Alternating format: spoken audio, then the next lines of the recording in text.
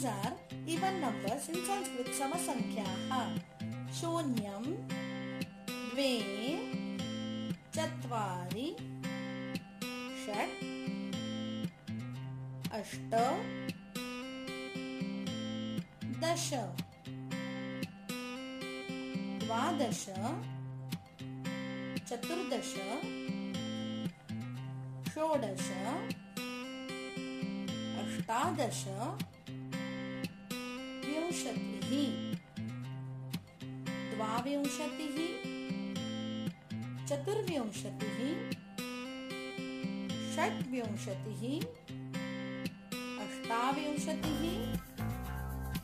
त्रिंशत्, द्वात्रिंशत्, चतुस्त्रिंशत्, षट्त्रिंशत्, अष्टात्रिंशत्, चत्वारिंशत्, द्विचत्वारिंशत्, चतुश्चत्वारिंशत्, षट्चत्वारिंशत्, अष्टचत्वारिंशत्, पञ्चाशत्.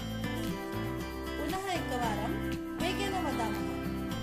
शून्यं, द्वे, चत्वारि, षट्, अष्ट, दश, द्वादश, चतुर्दश, षोडश, अष्टादश, विंशतिः, द्वाविंशतिः, चतुर्विंशतिः, षड्विंशतिः, अष्टाविंशतिः, त्रिंशत्, द्वात्रिंशत्, चतुस्त्रिंशत्, षट्त्रिंशत्, अष्टात्रिंशत्, चत्वारिंशत्, द्विचत्वारिंशत्, चतुश्चत्वारिंशत्, षट्चत्वारिंशत्, अष्टचत्वारिंशत्, पञ्चाशत्.